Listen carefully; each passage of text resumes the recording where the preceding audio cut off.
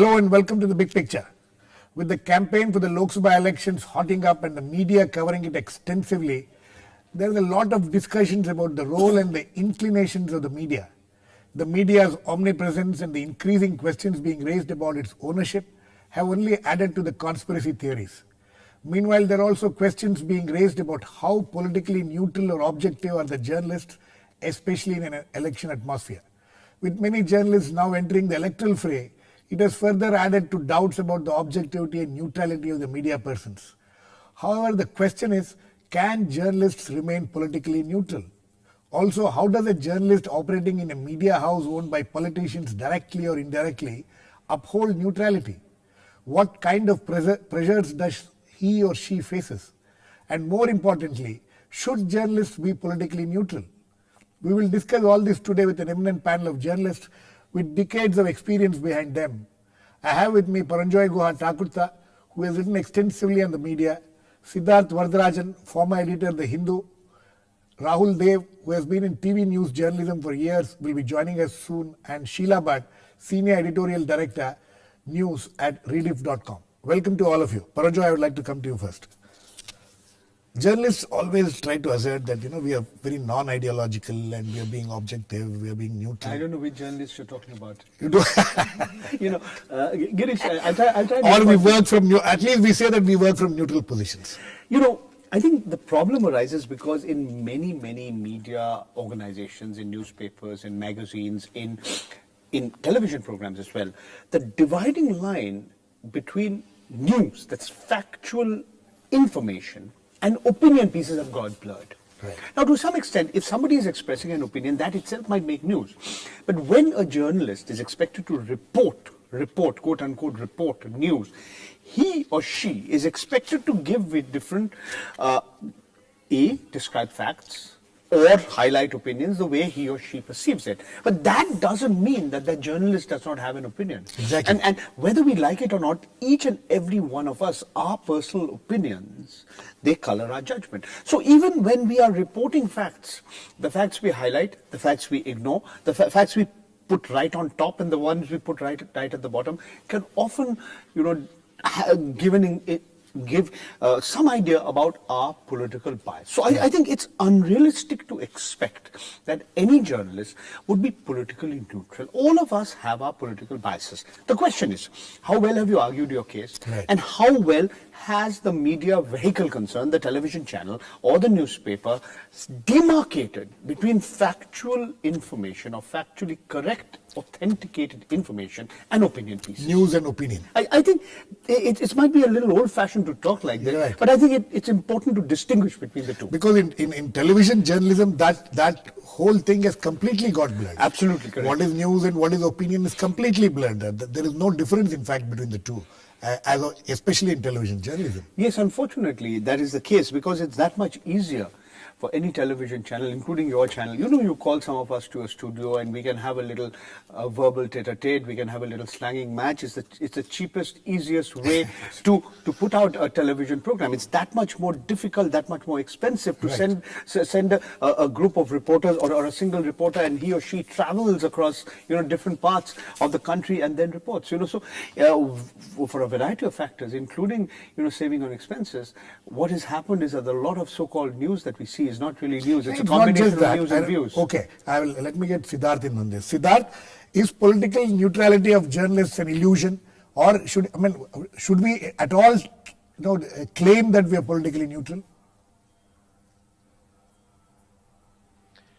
Well, I think journalists, while reporting the news, must be politically neutral. Now, it's absurd to believe or to think that journalists will not have political views of their own as citizens. Just like a judge has views or anybody else, a bureaucrat may have views. But while discharging their duty, particularly reporting events, it's important that they present the facts as they are and be neutral and not allow their prejudices or their opinions to come in the way. The problem, of course, arises, as Paranjoy is saying, because of excessive editorialization, not just of course, on television it's rampant. Absolutely. I can't remember when is the last time that I've seen a straight news report either by a journalist in the field or by anchors who also as purveyors of information or news are expected to be neutral. It's different if you're an anchor in a discussion, in a debate program. It's fine for the anchor to play devil's advocate and to take this side or that side. But during a news program, some of the comments that some of our channel anchors make are completely over the top, highly editorialized, and clearly reflect bias on the part of the individual anchor, perhaps the channel as a whole. You see some of this in newspaper reporting too, less than on TV, but it's also a creeping problem. And I think this is where editorial control, editorial filtering is absolutely essential, because even if an individual journalist gets carried away, the editorial filter is meant to guard against this kind of editorializing, is meant to guard against this kind of opinion mongering in the guise of presenting news. I think it's absolutely essential that editors play that role. Okay, Siddharth, actually when you're talking of filters and things like that, especially, it's more possible and necessary, and it's also there to a great extent in print media. The problem is of filters in the television medium. Here we have young reporters on the field reporting very major political events, and how do you get the filter in there? And many of those reportage are live reportage, and how do you get the filters in there? And is that why there are these doubts and suspicions? Yeah. It's not difficult. If you look at BBC's political reporting during a general election in the UK, or CNN's reporting of elections in America, it's not as if their reporters, or the hundreds of network stations that you have in America, their reporters are any less under pressure than our reporters here. But it's a question of the DNA, right? The editorial spirit in an organization. So either the editor of that organization, if he or she exists, and oftentimes one gets the sense that there's nobody in charge.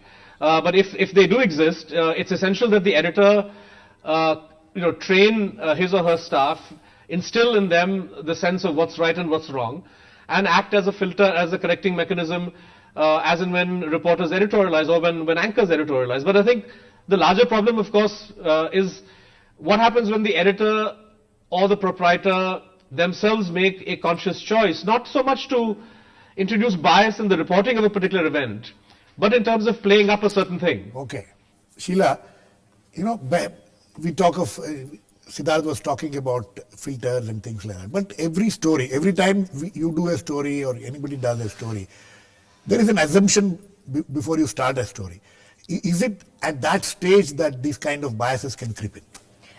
See, I tell you, Girish, first of all, for all the journalists, whoever is a serious journalist and pursuing journalism seriously, if you ask their life story in one line, it is about remaining objective. So your question is very relevant, that can journalists be politically neutral? The question should be, and we must answer that way, is that should journalists remain neutral? And I would say must. We must. And I tell you, if you ask me 34 years of journalism, what have I done? I would say I've always struggled to remain objective, and it has been very difficult. And because we are not machine, we are human beings, we have our own biases, we have our baser instincts to greed and every other thing. We are impressionable as normal human beings can be. So all these problems are there, and we all the time struggle with our own problems and problem of the profession. And I think we are in a very critical stage in Indian life, where, as Siddharth, I agree with what all he said, that we are having a difficult time. So you will very rarely find a journalism, good piece of write-up, column, not columns are views, but a news report on the front page which is not having bias of the particular reporter. I agree with it, but that is what we are struggling for. And I have made it a life more simple. I feel that I should not be Congress person or a BJP person or a Hindu or a Muslim, but I think I made it life simple by taking all issues in only one reference text. And one bottom line is that Constitution of India.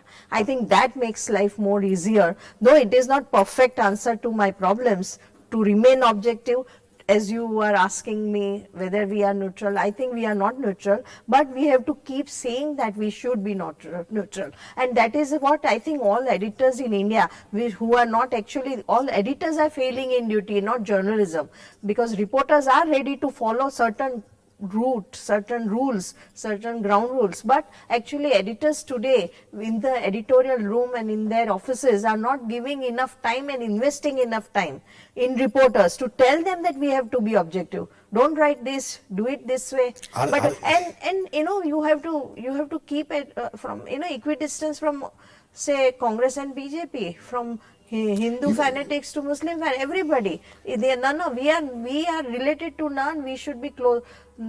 I mean, we should not take anybody's side. It is not. See, what is simple journalism rule? Why are we writing? Or why are we speaking? What are we doing? Is that let readers decide what they want to take.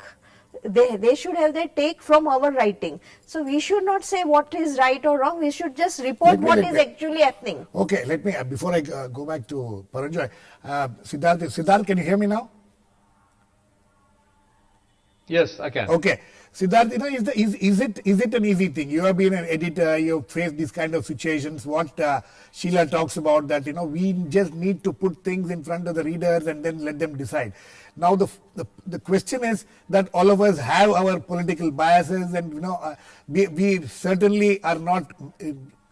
We are not really neutral in that sense, as Paranjoy was earlier pointing out, that, you know, it's very, we should not be trying to be neutral. Or now my question is, should we try to be neutral at all? In certain situations where it is very obvious that what the situation is, then does neutrality count, or should there be neutrality at all? No, I think there has to be neutrality in the reporting of events. I think no matter how terrible a situation may be, or how obvious the division between right and wrong in a given situation may be, you have to report the facts, right? And you give your opinion or your view in the editorial column of a paper.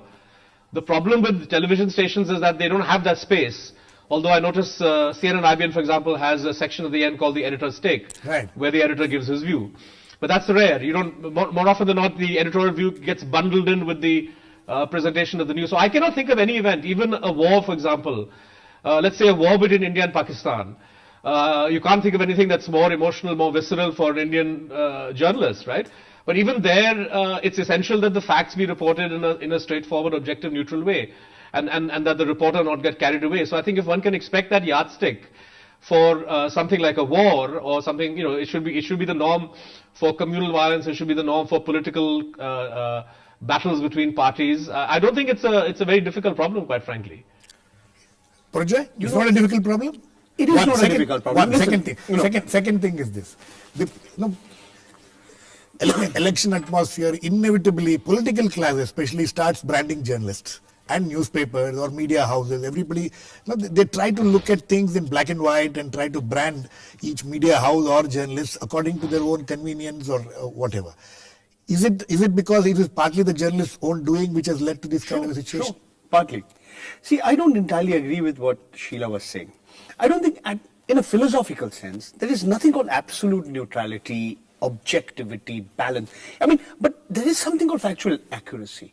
You know, if you're wearing a grey coat, I can't say you're wearing a pink coat. Right. You know, so what I'm saying is the facts you highlight, the facts you leave out, often can determine your bias. But, you know, what Sheela was saying, if we do not present all the facts, how does the reader or the viewer make up his or her mind? Now, that is easier said than done. Absolutely. So, all I'm merely saying, there is bound to be biases. As to whether journalists are slotted in particular camps, of course they are. I mean, at one level, what happens is that you covering a particular journalist is covering BJP for years and years. So, he or she gets to be sort of tagged or you know, branded as a person close to the BJP. Somebody is covering Congress for years and years, he or she. In an ideal world, and we don't live in an ideal world, a good political journalist should have, say, sources in all the political parties. Right.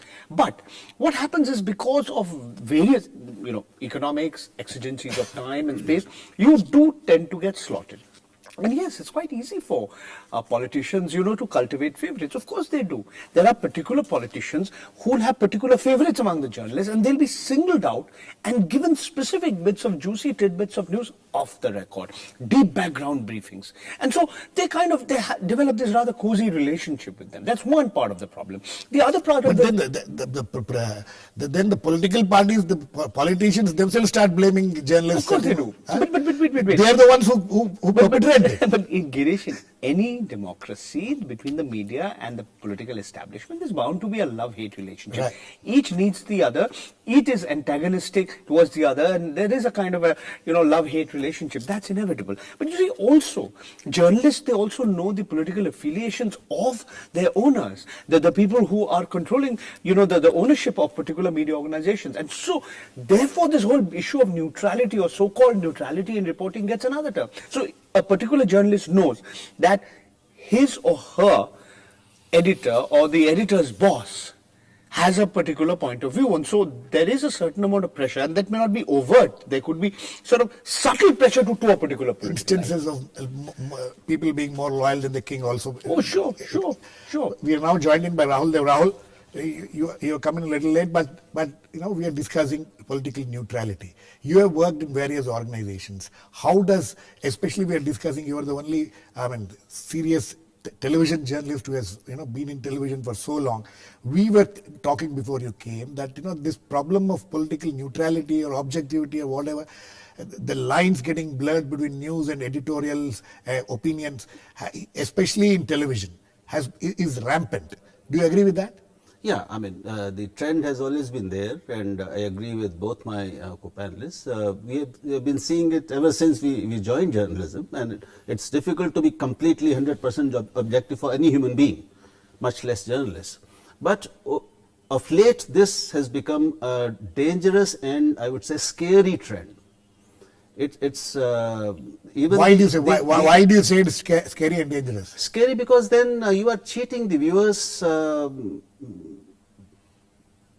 And it's unethical beyond a point when you start taking sides a little too much and too vehemently, and you stop even worrying about whether you are appearing as objective or neutral or even-handed or not, and you are so full of yourself, or you're so full of your own ideology or your own perception that you start thrusting it, then you are crossing the border between journalism and sloganeering. So it's becoming a dangerous trend. Okay. Can I just add one small point? Yes. Once again, it is not just this issue of news and views getting blurred, or a factual report and an editorial. It's the difference. The journalism and public relations is also getting blurred. You Right. see? So journalists are not only acting as informal, public relations officers for particular political parties. They're also affiliated to particular corporate entities, or they could be affiliated to particular, various kinds of organizations. So that is also, in my opinion, a problem. There's one more thing. I don't know if it has been already please. discussed, but it's becoming difficult to remain neutral For a journalist. for a senior journalist. For a senior journalist. For junior journalists, it's still possible. Yes. But for senior ones, it's becoming more difficult to remain neutral. And unless you are aligned with some or the other force, whether political or corporate or any other force, you find it difficult. You come up with hurdles almost at every step, because everyone around you and every force that is shaping the media is aligned some way or the other. And the ownership issue is also a major issue. This is a problem for the senior journalists. Absolutely. Sheela, you think that we are talking of print. You're in the virtually. You have been in the print media. Now you're in this new media and things like that. But these are problems. Does it get accentuated during election time? Does it become a problem for journalists during election time? What you're doing, how you're doing. Do you become? The focus is more on you. The political parties are trying to find faults in every line you write or everything you utter. Yeah, sure. I think election time is the dark days of journalism, the way things are moving. But I wanted to say that we need to think much. Even myself have not given enough time to this issue, but senior journalists in our Indian media can think of it, that actually social media, where objectivity is just not in fashion. And neutrality is not the norm. Rather, they are anti-neutrality. They've gone to the other extreme. So in social media, like issue of Shashi Tharoor, the issue of Northeast issue, the rise of Modi through social media, then sometime unjustified deriding of Rahul or even Kejriwal, lampooning of him. So I think there are many such issues where social media changes the tone in the other mediums, and the way things are moving, which is not neutral. It's not fashionable to be neutral there. So I think there are connection and interconnections, and there are repercussions. There are ripple effects of all these things. So I think we are one moving small towards a point. very, very risky. No, I think you made an interesting point. One small point, Yes, Girish, is yes. that why Social is it in the electronic media, the internet space, especially the social media, you have this kind of extreme kind of situation where people abuse you, people say all kinds of things. It's because you also have anonymity. You see, you can be Mr. XYZ at Facebook or Twitter, and you can abuse somebody who you don't like, and you are comfortable or reasonably comfortable Girish, that your identity will not be the disclosed. issue is that offline ethics, like ethics in my life, Siddharth's life, your life, everybody's life, cannot be different online, no? We can't so, be. So No, but ethics of journalism, are you trying to- online and offline cannot be different. Let me get Siddharth. Siddharth, there is a lot of talk of social media. First of all, my doubt and my question is that do we take social media as part of media at all? Is it not I time don't to think we should, differentiate between? in the sense that, I mean, social media is part of what at one point used to be called citizen journalism. Right. It essentially provides a platform for anybody with a computer to present their views, and that's all it is. I don't think we should. I wouldn't consider it as journalism. Absolutely. But I wouldn't agree that social media is entirely negative. I would say that social media reactions, because they allow readers or viewers to give virtually instantaneous feedback to editors, can be a very useful corrective mechanism. Not when people resort to abuse, but when you have serious shortcomings pointed out, either of examples of bias or examples of factual inaccuracy, examples of perhaps a story that somebody has missed. There are many examples of where social media has contributed to the sort of mainstream media in a rather positive manner. So I wouldn't be entirely negative about this. But as I said, this is again dependent on how seriously editors themselves take ethics and professional journalistic standards within their own organization. Right, Siddharth, the tendency, alas, has been increasingly to, yeah. Siddharth, let me just flag this in. Yesterday, for instance, on the Facebook, we found this video clipping of one of the anchors of a Hindi television channel having a chat after the interview, and off the record thing after the interview, and that has now gone viral. Now the questions are being raised about the ethics of it and all. Now this was something which, it's a classic case of how social media has influenced what. Now just before I came into the studio, I saw on at least 2-3 channels that's become the main news item. Now how do we deal with this kind of situation? No, I'm saying the thing is that anybody. This is part of the democratization of the media and public discourse. That here the criticism may not have been accurate. I mean, I've seen the response of the channel which has given the link to the entire interview, and so the suggestion that the channel was somehow willing to edit the interview to show the interviewee in favorable light does not appear to be correct. But the point is that the internet, whether through Facebook or Twitter or anything, allows an individual to articulate a grievance, and if enough people share that grievance, it's possible that a media outlet may be forced to react. Now, the allegation may be false, may be correct.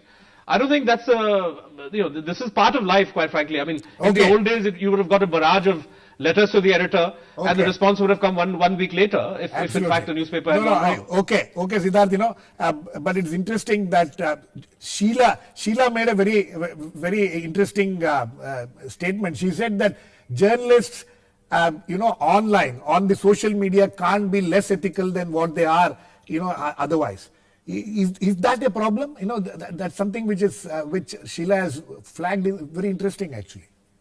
Do you find that happening, that journalists online are more irresponsible than they are when they are writing or when they are on television, whatever? Are you asking me? Yeah, I'm asking you. Yeah, you, Siddharth. Yeah. You know, I don't think. In fact, every media organization has a social media policy. When I was editing Hindu, for example, my reporters, correspondents, and others who were on Twitter knew that there were certain bounds that had to be respected, and you couldn't have, as somebody tweeting on, you know, as a representative of a media organization, they couldn't be tweeting, you know, their own personal prejudices and biases. As long as they're being identified as working for a particular organization. If they're tweeting as individuals, that's fine. So every media has its, every media outlet has its social media policy. To my mind, I haven't seen any examples, any major examples of journalists operating differently. I think what Sheela was implying was that those who participate on social media, primarily ordinary citizens, they're the ones who don't respect any rules. Yeah, they don't, you know, because they're not bound by any ethical code of conduct. There are no rules. And as I said, that's what makes the internet and social media something of a wild west. Absolutely. But that doesn't mean that it's entirely negative. I think it's important for us to be able to sift through. Yes, Rahul. Girish, I think the social media has made us, the so-called mainstream media, a little more accountable and little more accessible to the non-media people. And it is it's monitoring us in a manner that we were not able to monitor ourselves. No, but one second. We are running out of time. I want all of you to quickly. Now, journalists expressing their opinions on political issues on the social media, which they may not be able to do as freely or as easily in the course of their job. Is this something which is acceptable or is it not acceptable? So long is as it why that this problem of whether journalists are neutral or not is? I haven't seen it either, as Siddharth says, and it's acceptable so long as they maintain the editorial policy of their respective news organization when they are representing that organization on the social media. When they are voicing their own views and opinion, they are completely free to do so, and I haven't seen any violations of journalistic ethics and standards by journalists writing on the social media. Yes, Paranjoy? You know, I agree with what Siddharth and Rahul is saying. You see, you have to be ethical wherever you are, online, offline, print, radio, television, Facebook. That's my personal view. Then the second point is, to add to what Siddharth is saying, you know, today anybody with a cell phone can become a citizen journalist. But yes. Does that mean everybody can become a citizen journalist? You know, everybody who sings a tune while having a bath and thinks he's good can put it on YouTube, but can such a person be A.R. Rahman? You know, so the point is the new media has made the media accessible to large numbers of people. But that doesn't mean that every blogger can become, you know, William Shakespeare or Munshi Premchand. So the point is that, and to come back to the point you make. But the basic point of political neutrality it is something which is an illusion. Would you finally conclude? Yes, that? I would say that. Yes. I would say that. Sheela? No, I'm quite hopeful. I think you're hopeful that journalists. It's always a everyday struggle, and I think we are trying to be objective. We are trying Even to be when we fail, we understand that our mistake, and we Rahul, try to be politically neutral. Are journalists supposed to be politically neutral? Are we politically neutral? Is it necessary to be politically neutral? Of course, we are expected to be politically neutral. This is what our readers and viewers expect us, but we are increasingly less than neutral and much more, I would say, partisan. Siddharth, very final last words to you on this. Quickly. Look, as I said, in their private lives, in their personal lives, I don't expect any journalist to be politically neutral. But when they're performing their professional duty, they have to follow the rules of journalism. And the same applies for social media. If you're a BJP beat correspondent reporting the BJP, it would be highly unethical for you to mouth off and say BJP is a great party or BJP is a rubbish party. Okay. So I think these are boundaries that journalists must respect. Okay, I think on that note we need to end. It is an interesting debate. Being politically neutral is not an easy thing, as all my panelists agree, but that is where we need to. But at certain points of time, whether we should be politically neutral or not is something which each journalist, I guess, will have to decide. Thanks to all my guests. This debate, I'm sure, will continue. Thanks to all my guests, Siddharth Varadarajan, Rahul Dev, Sheela Bhatt and Paranjoy Guha Thakurta. Please keep watching. I'll come back with another issue on Big Picture, same time tomorrow.